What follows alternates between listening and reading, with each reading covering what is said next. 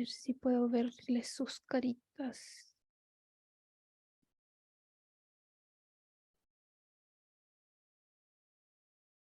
Ya.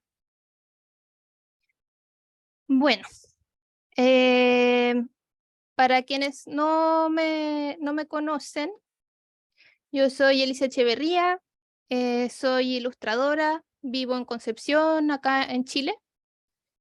Y esta charla, que se llama Introducción al Paleoarte, está en el marco del cierre del proceso de una beca que me adjudiqué para estudiar en Academia Ilustraciencia, que es una academia española que hace clases online de distintas áreas de ilustración científica. Y uno de los cursos que yo tomé, que era de los que más tenía ganas de aprender, era el de Ilustra Paleontología, que lo hace un profesor que se llama Hugo Salais.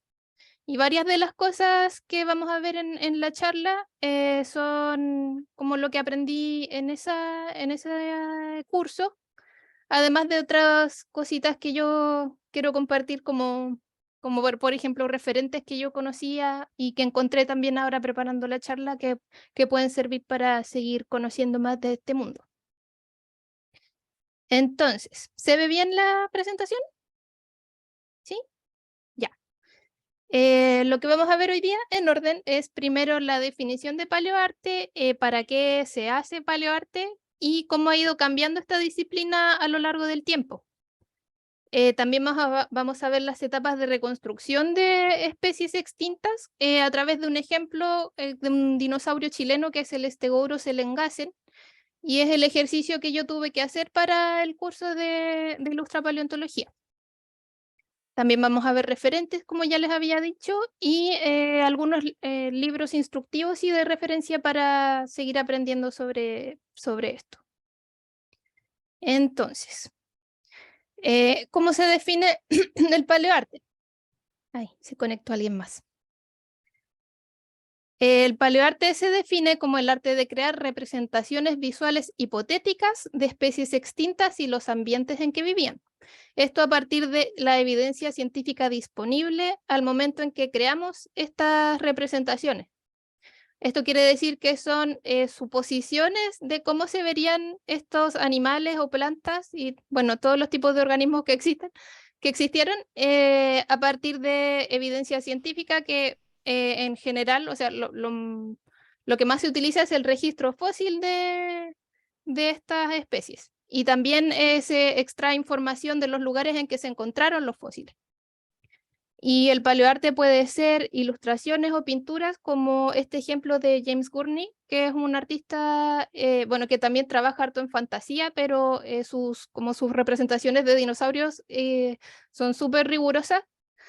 Y también pueden ser otras técnicas. Por ejemplo, acá hay una escultura de un estudio estadounidense que se llama Blue Rhino Studio, que hacen como estos dioramas para museos allá.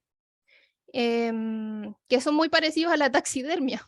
De hecho, sus esculturas no, como que tienen una terminación muy realista.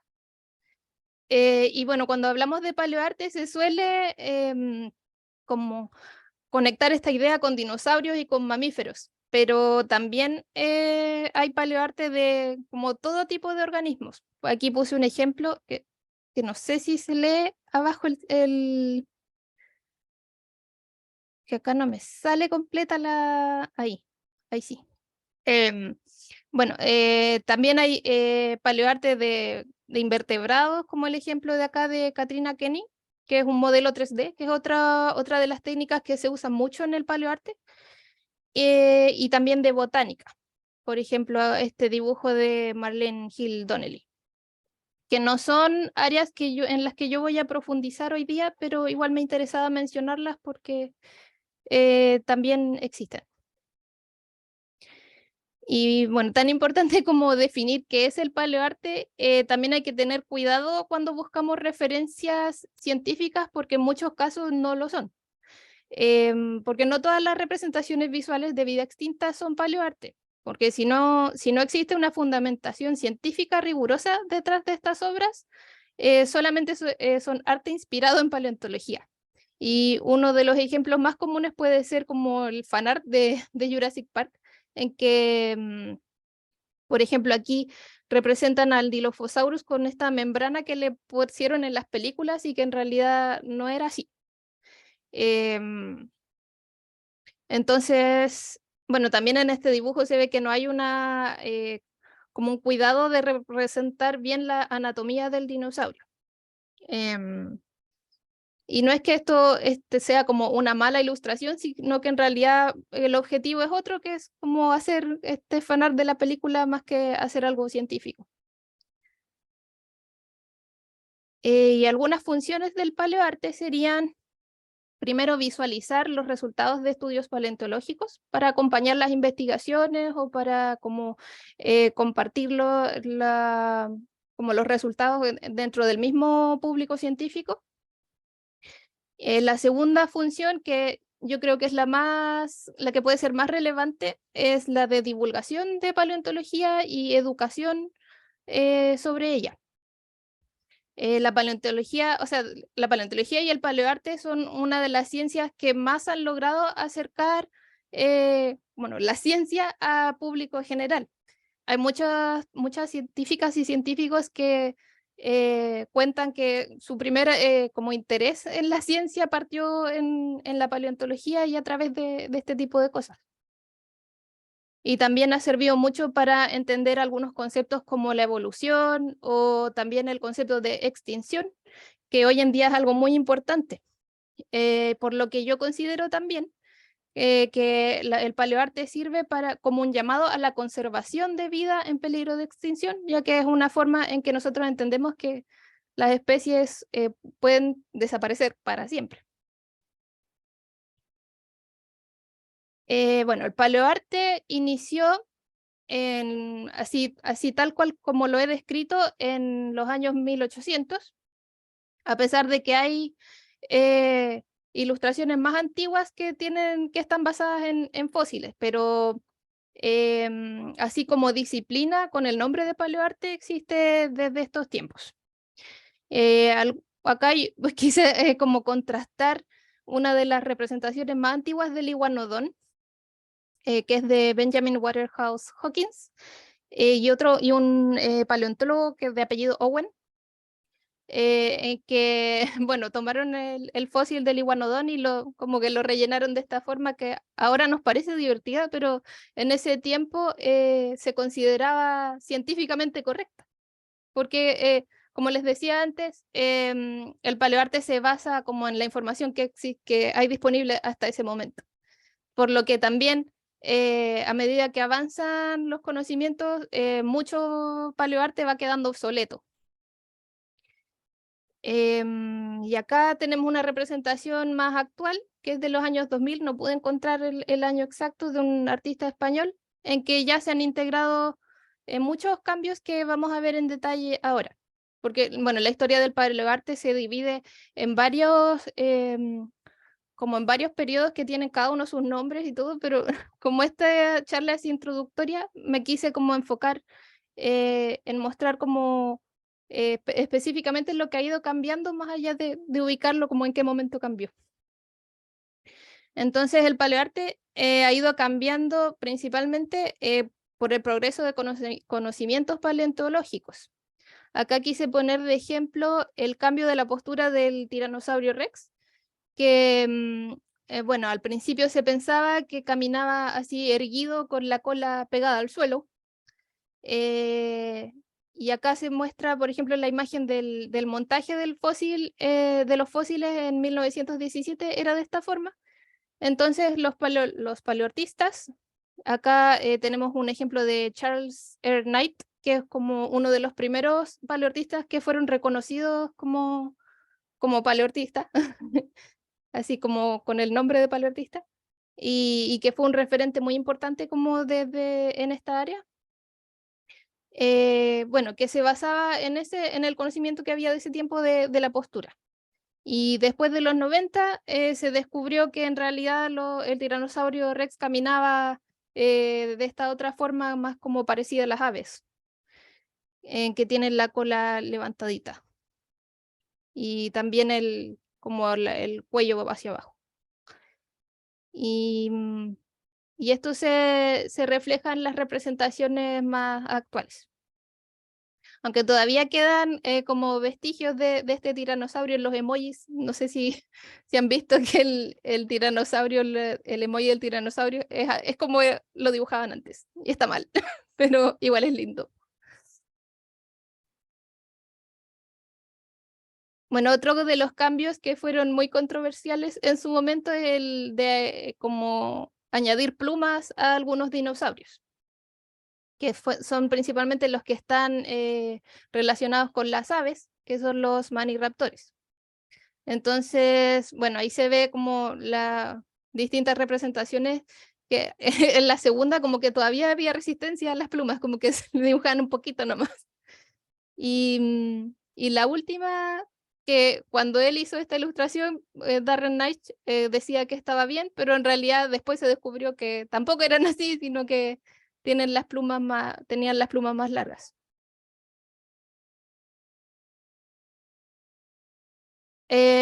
Otro cambio importante en el paleoarte es el de la anatomía comparada, que también es algo que integró este paleoartista que les mencionaba, Charles R. Knight, que se preocupó, o sea, se dio cuenta que podía añadir como o observar los animales contemporáneos y esa información extrapolarla como a los antepasados de estos animales.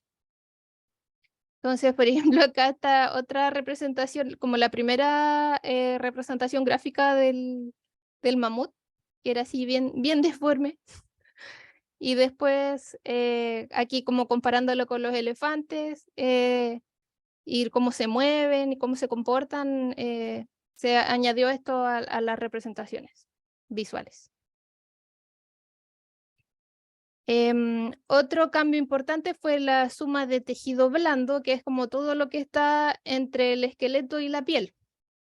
Em, acá tengo un referente que igual es importante, que es Gregory Spall, que él tenía este enfoque o sea, proponía este enfoque del anatómicamente riguroso. A ver, si conecto a alguien más. Deme un segundo para dar...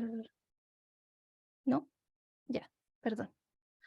Que él decía que igual, a pesar de que se ven medio extraños, como con la piel muy pegada al hueso, eso permitía como dar cuenta de las características que podían identificar a los dinosaurios. Entonces,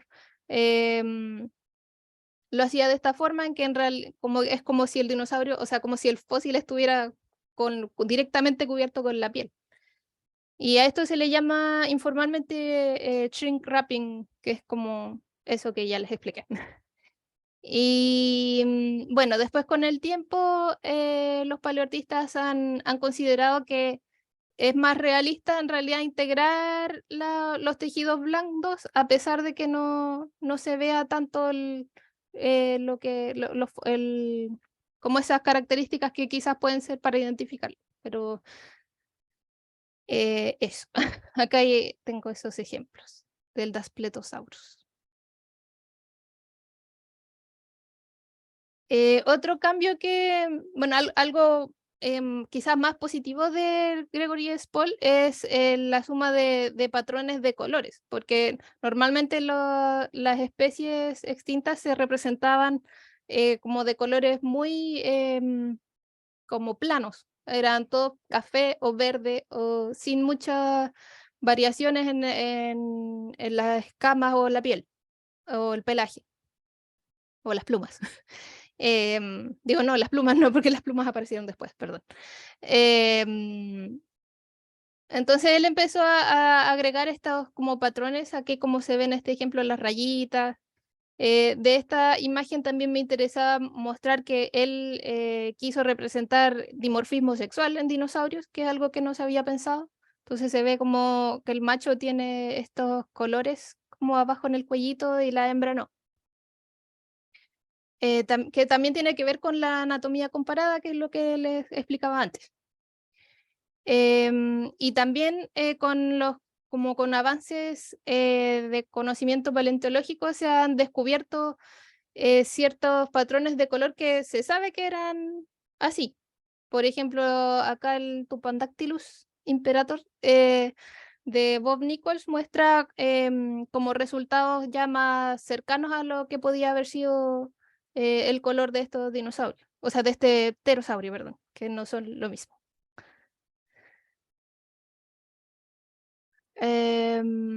Bueno, y además, ya como en los últimos años, se ha integrado como una mayor diversidad de comportamiento en las especies extintas, porque existía este estereotipo de como el dinosaurio torpe o como una bestia que solo caza y es así como brutal.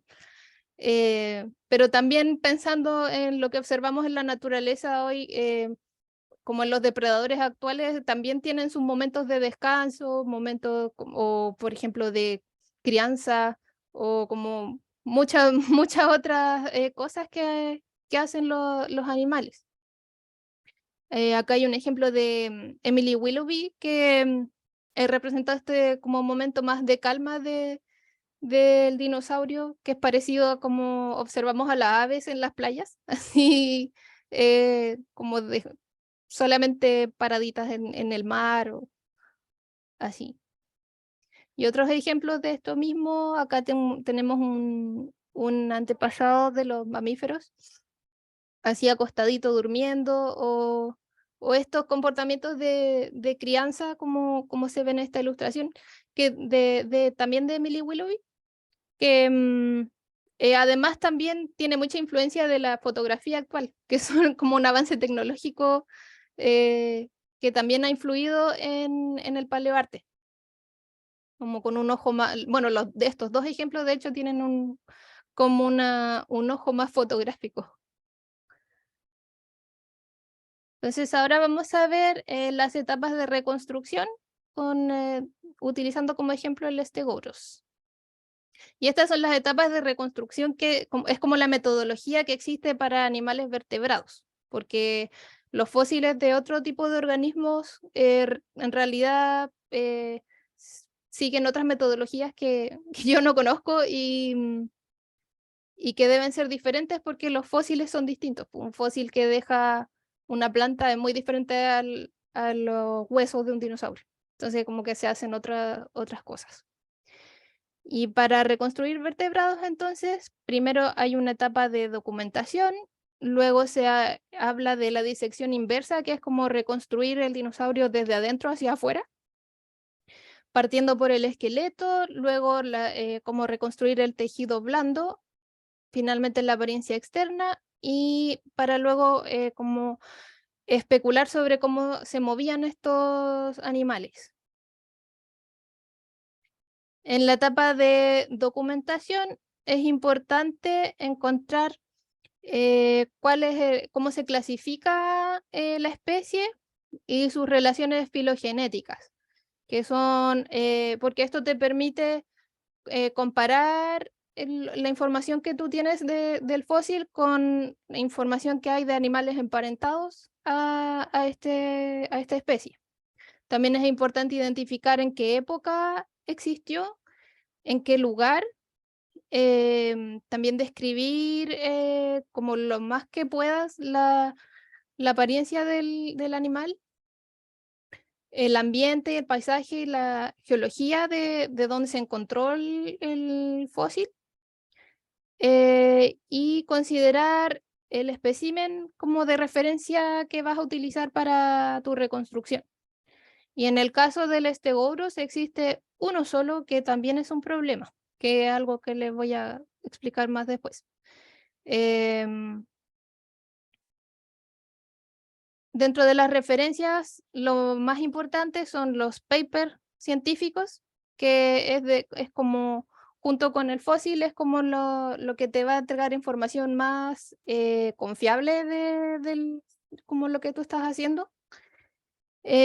Acá yo también recurrí a algunos artículos que encontré que quizás te ayudan un poco a entender como en palabras más simples lo que está en los papers, porque yo, por ejemplo, que no soy paleontóloga, no, como que me acercaba a estos papers y hay muchos conceptos que no entiendo, mucha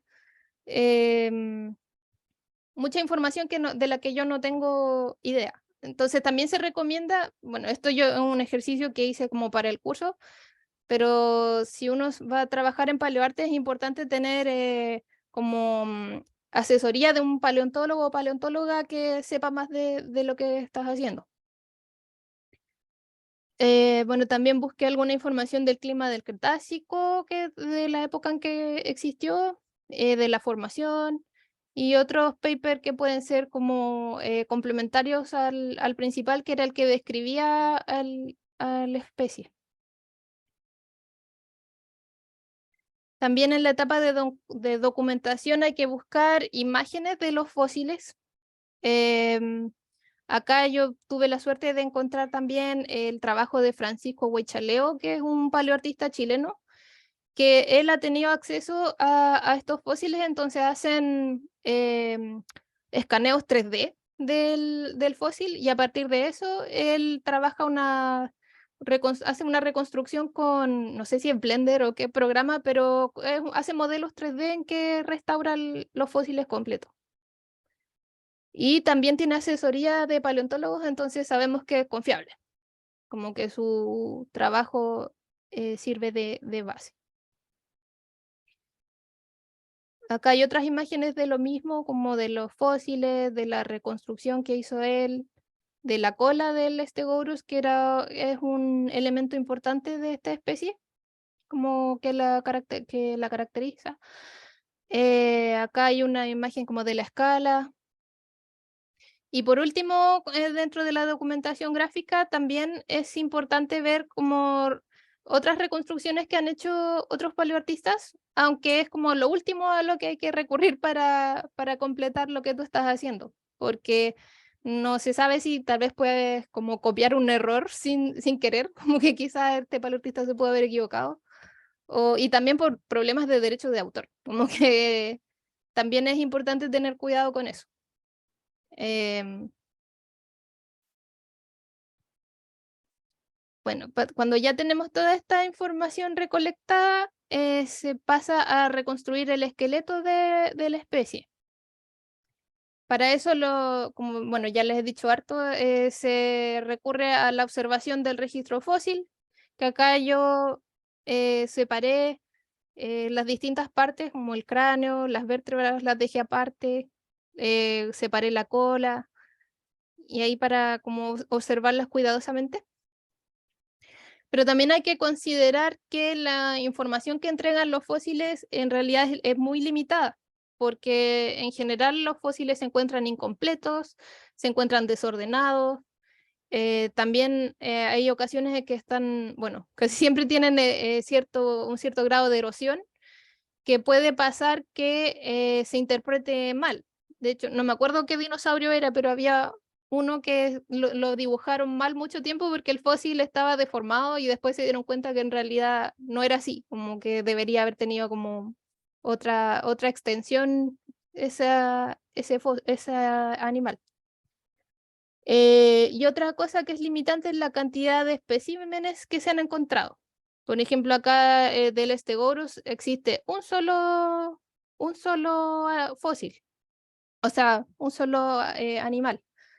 Entonces, mientras más fósiles existan de una misma especie, es más fácil reconstruirla porque puedes ir llenando los vacíos como observando todos estos ejemplares.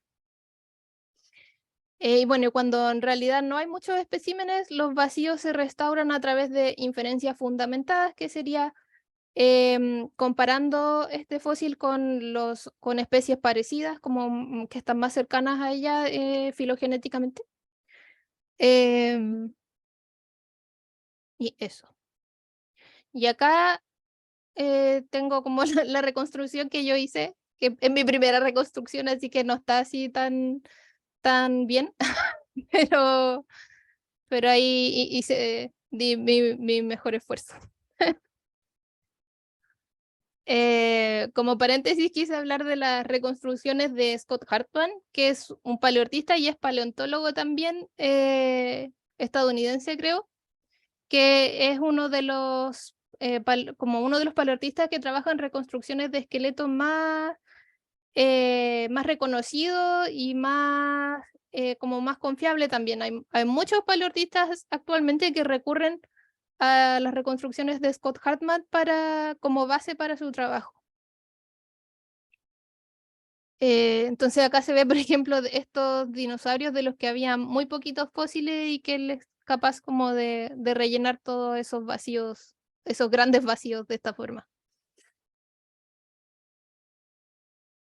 Luego tenemos la etapa de reconstrucción del tejido blando, que en el caso de Stegouros, yo observé como reconstrucciones de musculatura de animales emparentados, que los más cercanos eran el estegosaurio, o como en parte era el estegosaurio y por otro lado el anquilosaurio.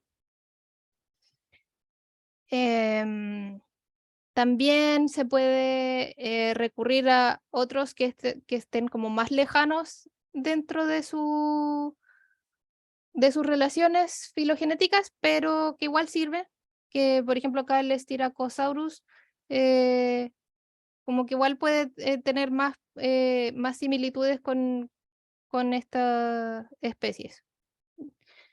Em, bueno, y también en esta parte sería muy útil saber como más sobre anatomía, que es algo que a mí me costó mucho cuando estaba haciendo el curso, como tanto en la parte del esqueleto como en la parte de musculatura, porque no tenía idea de nada. Entonces me pasó que yo, como estaba viendo las ilustraciones que les mostré primero, hubo cosas que yo no dibujé porque pensaba que eran así. Por ejemplo, este corte de acá. Después el profesor me dijo que en realidad eso era como un recurso científico para mostrar así como qué hay detrás de este músculo, por ejemplo. Em, entonces, por ejemplo, ahí me equivoqué o en el cuello y ahí hice algunas correcciones como con algo más de información, pero aún así como es importante saber más de esos temas para poder hacerlo bien. Luego se pasa a la reconstrucción de la apariencia externa, que puede ser lo más divertido. Y a partir de todo lo que uno hizo antes, se puede ya pensar mejor cómo era la forma del dinosaurio por fuera. Entonces lo importante es dar cuenta como de lo que hay abajo en las distintas partes del dinosaurio. Que igual acá tampoco me quedó tan bien, pero la idea es como que se noten algunas de las características de la anatomía interna por fuera. Luego para como, pensar cómo se podría haber sido el color de la especie, se pueden ver como animales y ambientes contemporáneos. Y yo acá de nuevo me equivoqué, pero como estamos viendo el proceso que seguí, bueno, yo había leído que este dinosaurio vivía como habían bosques de notófagus que hoy día también están, y que su ambiente era fluvial, así como todavía hay ríos, todavía hay cosas que estaban en su ambiente, pero aún así como me faltaba información como más información del clima específico de la zona donde este animal estaba, que podían influenciar más el ambiente. Bueno, entonces como yo pensaba que como que estaban estas características que todavía siguen, lo comparé con animales actuales de la Patagonia, que es donde encontraron este dinosaurio. Y me inspiré en esos colores para hacer algunas pruebas de color. Pero si uno tiene como mejor información del ambiente, eso te puede dar como mejor, o que, bueno, que en realidad nunca vamos a saber de qué color eran, pero te puedes acercar un poco mejor a las probabilidades. Luego, para reconstruir el movimiento, también se observan animales contemporáneos. Yo me busqué herbívoros que tuvieran como una contextura similar, como del tamaño similar al Stegosaurus, que pueden ser, por ejemplo, este rinoceronte o este ciervo. Entonces, bueno, y también comparé con como un aspecto importante del Stegosaurus es su cola, como el que se llama macuahuitil, creo que se llama le pusieron a la estructura, que puede haber sido como una adaptación de defensa. Busqué imágenes de reptiles utilizando su cola como de defensa, y eso yo después hice algunas pruebas como de movimiento del dinosaurio basándome en esas imágenes, como de movimiento de animales actuales. Entonces ahí está el Stegosaurus atacando con su cola. Hice un Stegosaurus acostadito, otro comiendo y otro paseando por el río. Y basándose en todo lo que vimos hasta ahora, se hace ya la reconstrucción final, que es como todo el renderizado de la imagen. Que acá igual mi profesor me decía que me había quedado muy redondito, como que quizás había que poner más pliegues, como más, acercarse más como a una piel más similar a los reptiles actuales, que puede haber sido más así. Bueno, cuando estamos en esta etapa de hacer la reconstrucción final, hay algunos paleoartistas que en vez de sacar las luces y sombras de su cabeza, hacen modelos como reales de su animal, eh, así como tridimensionales, y los iluminan de la forma que les interesa para su ilustración. James Gurney, que ya les había mencionado antes, hace esto muy seguido y ha compartido también en sus redes, tiene un blog igual en que muestra como su proceso de hacer estos modelos 3D para trasladar lo que ve ahí a la ilustración. Bueno, una nota sobre paleoambientación, porque esto no es algo a lo que se llega en el curso de Ilustra Paleontología. Es que, bueno, esta se hace a partir de estudios geológicos del lugar en que se encontró el fósil, en que se encontraron los fósiles, y como mínimo se debe extraer de estos estudios el tipo de hábitat en el que vivían, el clima, y además que otras especies compartían este entorno. Y en este ejemplo tengo como un paleoambiente del Cretácico, que es un lugar que hoy día es en la Antártica. Entonces acá se ve que en realidad eran ambientes muy distintos a los que se observan hoy en día. Y también en esta imagen se ve que hay un dinosaurio ahí chiquitito, verde escondido, que también me sirve como para hablar de que si conoces mejor el ambiente, puedes identificar o adivinar, entre comillas, mejor el color que podía haber tenido el animal que estás reconstruyendo. Bueno, ahora vamos a ver como algunos referentes actuales, partiendo por algunos referentes chilenos y latinoamericanos. Tenemos acá en Chile uno de los paleoartistas más conocidos, es Mauricio Álvarez, que si ustedes ven como noticias sobre paleontología en los diarios, normalmente hay ilustraciones de él, de Mauricio Álvarez. Bueno, y en cada lámina que les voy a mostrar dejé el Instagram de los artistas y las artistas por si les quieren buscar después. En Chile también encontré 2 ilustradoras científicas que han hecho trabajos de paleoarte. Primero tenemos a Patricia Domínguez, que hizo una muestra de como de evolución de cetáceos. Y Antonia Pérez Wagner, que hizo este libro de paleontología, que no lo he visto, pero acá están sus ilustraciones.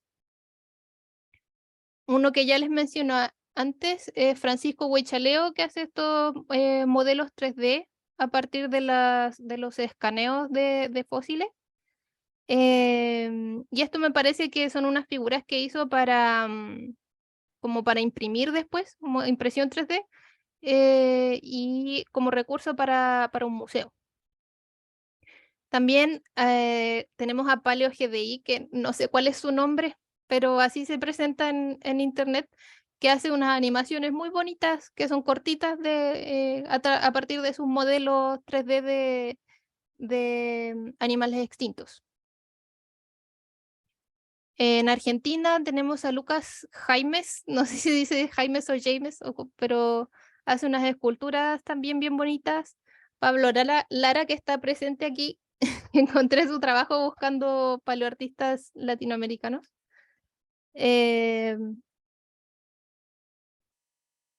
También tenemos a Gabriel Hugueto, que es un artista venezolano que me interesaba destacar de su trabajo, que él también ha observado como en la actualidad las parejas del mismo sexo en animales y lo ha implementado como en sus recreaciones paleoartísticas, como esta pareja de 2 machos dinosaurios.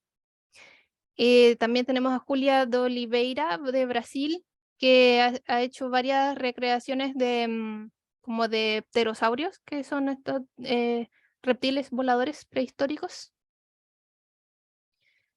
Ya les había mencionado a Scott Hartman de Estados Unidos, que sus representaciones son principalmente de esqueletos. James Gurney, que ya igual lo he citado mucho, pero es bien importante.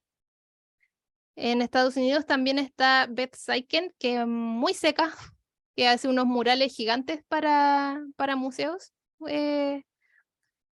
Y ella también trabaja en Blue Rhino Studio, que es el estudio que les mencionaba antes, que hace estas reconstrucciones como a escala real de animales extintos, como este Quetzalcoatlus, que es enorme. Y también hacen un trabajo muy, muy realista. También Andrea Tuchin de Canadá, que hace unos retratos que trabaja las texturas así también de una forma muy, muy realista. Ayla McIntyre de Australia. Ricardo Frappicini de Italia, que hace reconstrucciones como con fotomontaje. Entonces le da un acabado también más como fotorrealista a las reconstrucciones. Joanna Kowierska de Polonia, que también ella trabaja con modelos 3D, pero también le da un acabado así muy, muy realista. Emily Willoughby, que ya les mencioné antes, que hace harto esto de como representar distintos comportamientos de los animales, como más allá de la depredación. Mark P. Wheaton es otro referente muy importante que es del mismo país, de Reino Unido, que él ha hecho unos libros en que enseña la metodología de reconstrucción de animales extintos, que después les voy a mostrar. En España tenemos a Rocco Olivé, que ha hecho como unas guías que son parecidas a las guías de identificación actuales de aves, pero bueno, que de hecho son aves del Mesozoico. También ha hecho otros libros de dinosaurios.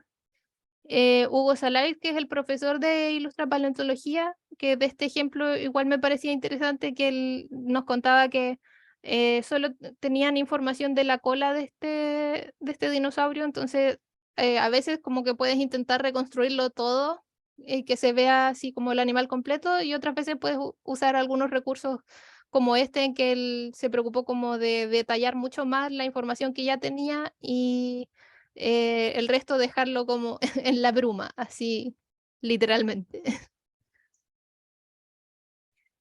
Eh, bueno, hoy en día también incluso el mundo de la ciencia se ha abierto a representaciones estilísticas diferentes, no necesariamente buscar que se vean así como animales reales, sino como igual aceptar un poco más como un enfoque artístico a las obras, pero sin dejar de lado el rigor científico. O sea, estas, a pesar de que tienen un acabado así como quizás más como caricatura, igual las proporciones o, por ejemplo, en este trabajo de Johann Egerkrans, está bien, muy bien pensado el paleoambiente, como los animales que convivían juntos, el comportamiento, pero eso. Bueno, de hecho, este artista, Johann Egerkrans, aparece como en uno de en el libro que les mencioné antes, que habla sobre la metodología de reconstrucción de animales extintos. Y en esta misma línea tenemos también a Greer Stothers de Canadá, que ha hecho estas ilustraciones que incluso las han puesto en museos, y entonces ya como que igual se aprovecha como la capacidad que tiene el arte de comunicar más, como el lado artístico más allá de la ciencia. Y un ejemplo como que me gusta mucho es este artista de Tailandia, no sé cómo se pronuncia su nombre, Nate Himapan, que no, en realidad no trabaja en un contexto científico, pero mucho de su trabajo está inspirado en dinosaurios y lo hace de una forma también muy rigurosa, a pesar de que sea como que su enfoque sea más el arte que la ciencia. Entonces, por último, tenemos acá la bibliografía. El libro que les decía antes se llama The Paleoartist Handbook de Mark P. Wheaton, que revisa mucho más en profundidad lo que les mostré antes de las etapas de reconstrucción de las especies. También ve como otras cosas más allá de lo que les mostré. También tenemos Drawing and Painting Dinosaurs de Emily Willoughby, que como su manera de enseñar es a través de ejemplos. Entonces muestra así como trabajo de ella y cómo fue haciendo cada una de estas imágenes. También tenemos un libro nuevo que es el Manual de Ilustración Científica de la Academia Ilustraciencia, que tiene un capítulo escrito por el profesor Wu, que también habla mucho más en detalle las partes que les comenté acá en la charla. Y como libros de referencia, les puedo recomendar The Princeton Field Guide to Dinosaurs de Gregory S. Paul, que es como una de las enciclopedias más completas como de dinosaurios que se han encontrado hasta esa fecha, y que tiene estas reconstrucciones de esqueletos y de musculatura que también sirven para hacer tus propias reconstrucciones, si sabes cómo, cómo interpretarla. Em, Este de Dinosaur Art yo no lo tengo, pero lo mencionan harto como un buen libro de referencias de paleoarte. Y este último que se llama All Yesterdays, que es un libro que se enfoca en este tema de sacar como las reconstrucciones del estereotipo del dinosaurio monstruos y como atreverse a especular también sobre los colores, sobre el comportamiento, como sacarse un poco la preconcepción que tenemos de estos animales. Y eso sería la charla. Muchas gracias por escuchar. No sé si tienen alguna pregunta o comentario.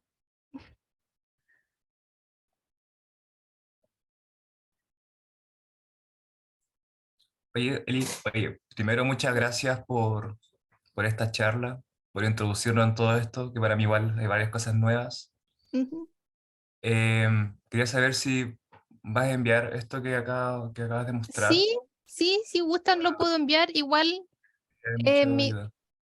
sí, mi idea de grabar también era compartirla en YouTube, si quedaba bien.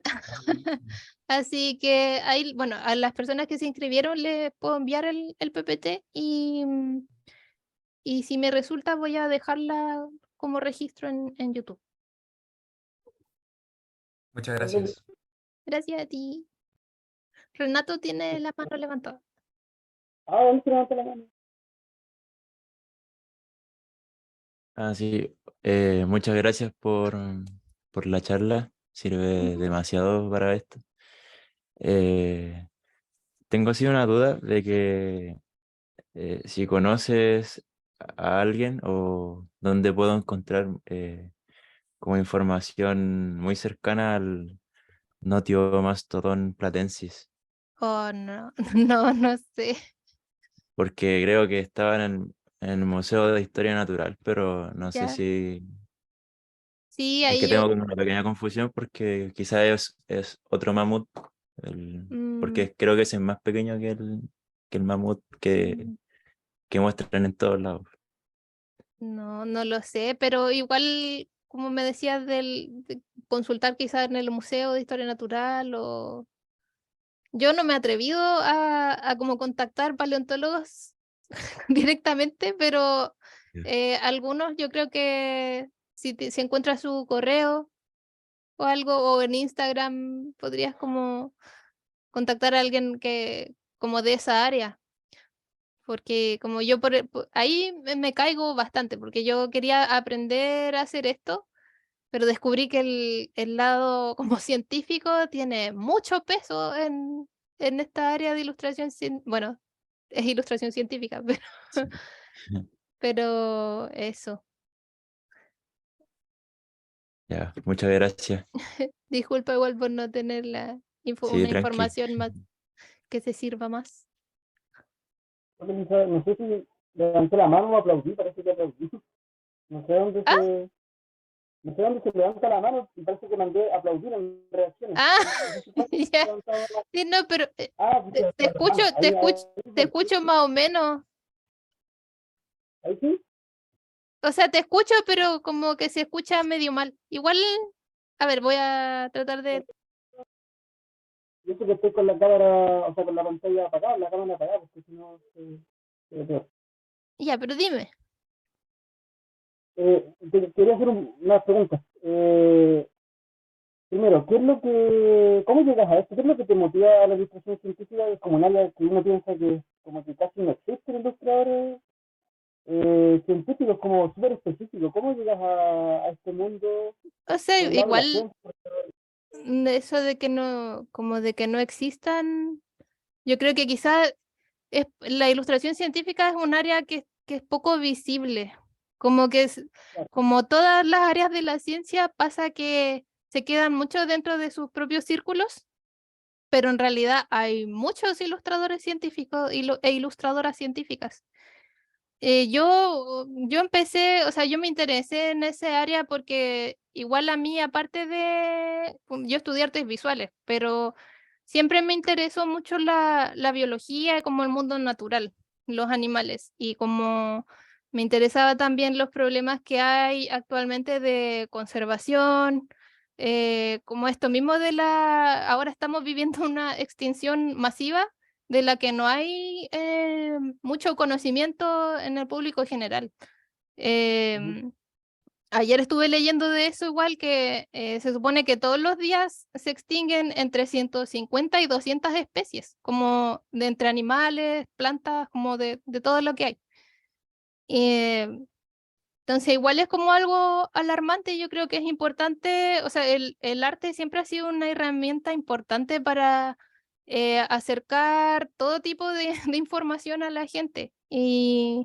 Y pienso que en ese sentido la ilustración científica todavía tiene harto peso, y, o sea, ilustración científica y naturalista, que es algo como, es otra área, pero que es muy similar o que comparten el objetivo de divulgación.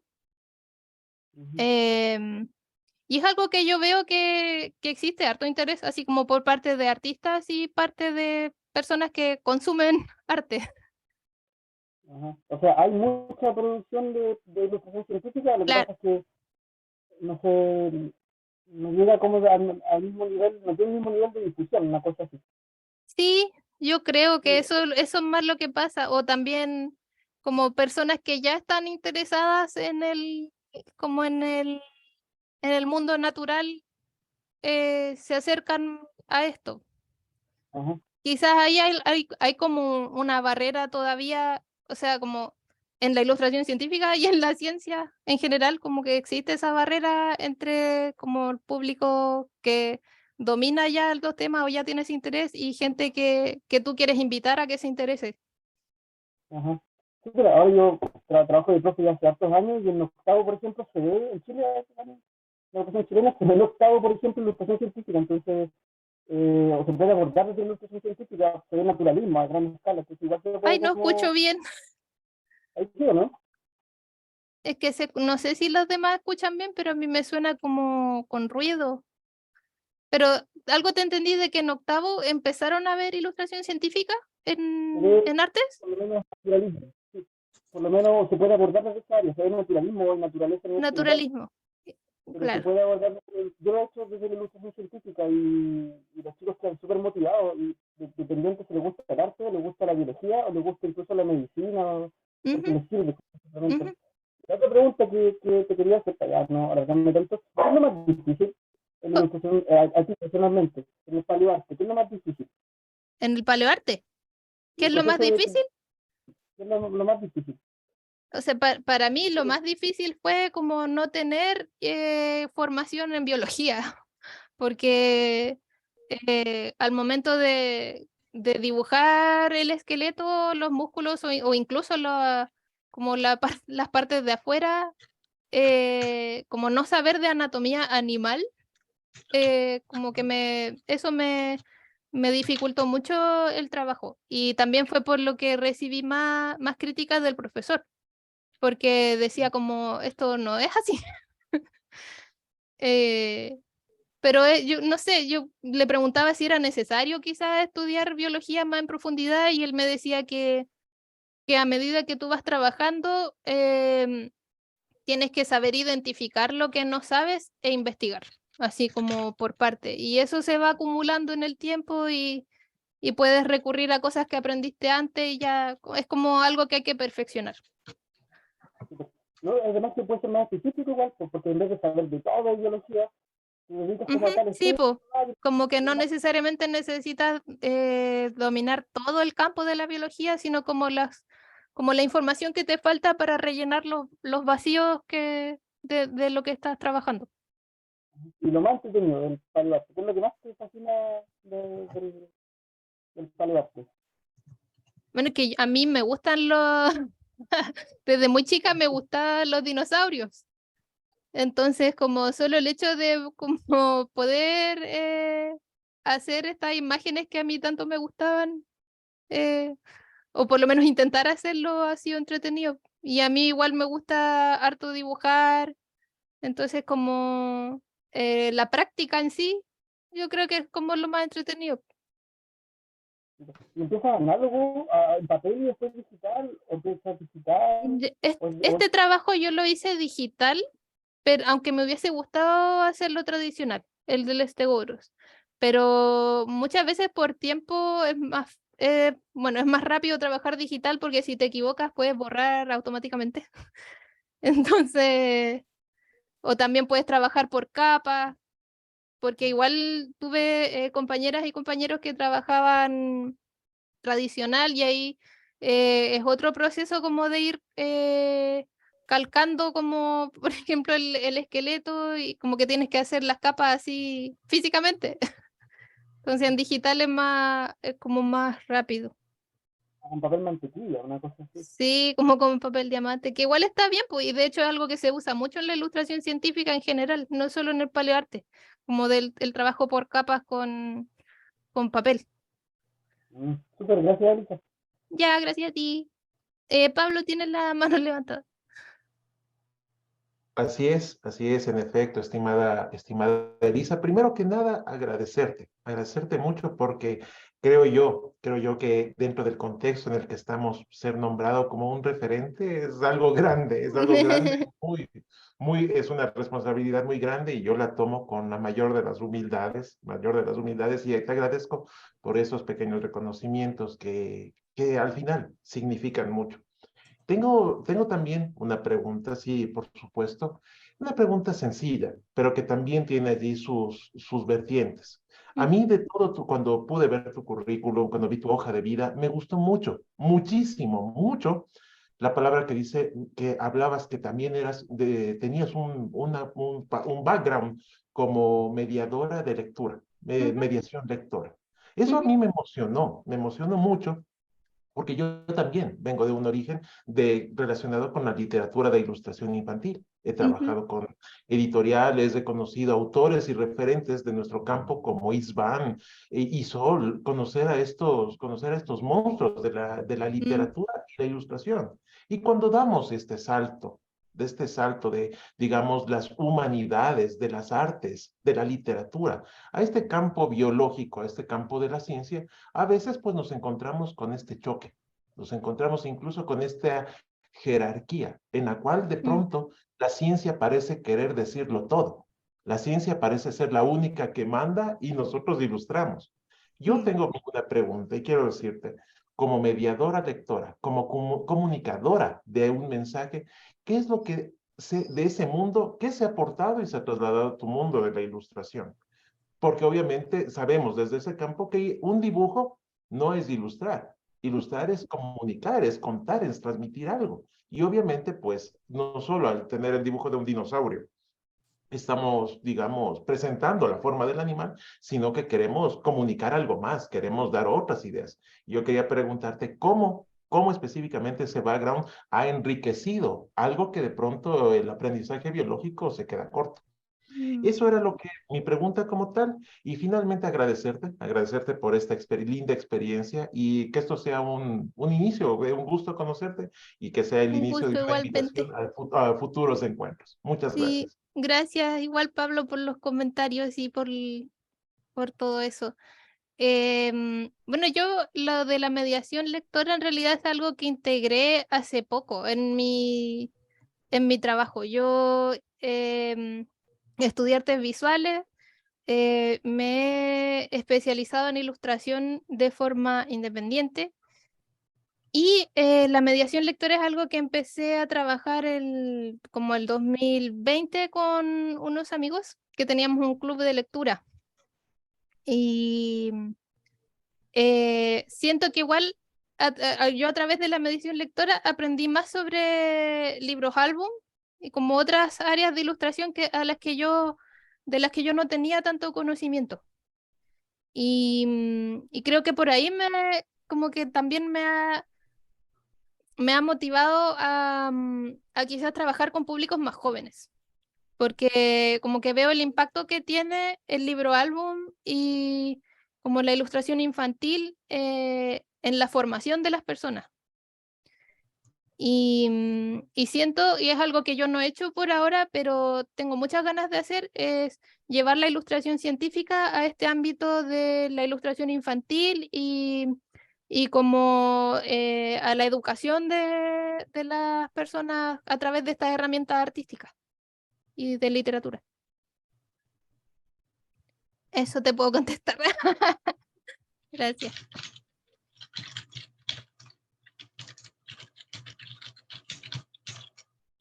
No sé si alguien más tiene algún comentario o duda, si no, Yo tengo una duda. a ver, dime. Bueno, primero estaba todo muy bonito, me encantó la charla. Gracias. Hay referentes muy bonitos, me encantó. Eh, no sé si lo explicaste detalladamente, me lo perdí, pero en el proceso de tu ilustración del dinosaurio, ¿Mm? quedé con quería saber si, porque se veía que todas las decisiones eran muy estudiadas, como Ujú. el color, el esqueleto, la musculatura. ¿Hay algún detalle que agregaste y que no sabías bien? O sea, como algún detalle Porque no como todos sin podemos fundamento, saber. claro, sí, pues, que el paleoarte tiene igual tiene un límite, como que puedes Sí. basar mucho de lo que estás haciendo como información científica, pero, pero yo creo que gran parte de mi dinosaurio, o sea, por ejemplo, el color, que es algo de lo que yo no tenía, al final no tuve una fundamentación real para el color, pues no sé, porque me pareció que se veía lindo. Mm, Pero es el detalle, Elisa, como porque igual hay como tu signo de ilustradora, como esto es de mi dinosaurio de firma Elisa Echeverría. Sí, no sé. Es que igual se dice mucho también en el área de la ilustración científica que como que no importa tanto que trabajes un estilo propio, porque lo importante es como comunicar la información científica, como que tiene que haber una precisión y objetividad en lo que estás haciendo. Pero pasa que igual es inevitable que se note tu mano. Como que igual uno ve, por ejemplo, todos los referentes que vimos de acá de paleoartistas eran todos súper distintos. Y en las áreas, en otras áreas como de animales que puedes ver, o plantas u otros hongos, como especies que ves hoy en día, si ves una ilustración hecha por una persona y otra, siempre se va a ver distinta, es como inevitable. Ya. Ya, sí, esa era mi duda, gracias. Gracias a ti, Adri.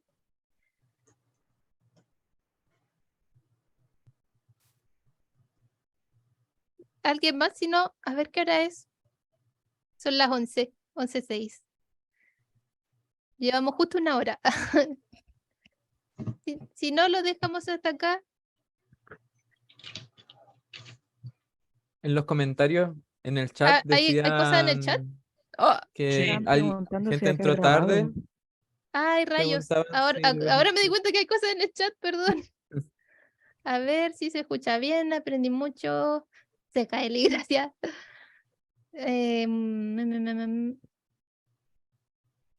Si la charla quedó grabada, sí. Ay, se me perdió el chat. Espera. Seguir unos Instagram y hacerles una pregunta por... lo de los paleontólogos. Como seguirlos en Instagram y hacer preguntas por mensaje directo. Acá Lois habla Ya, de eso.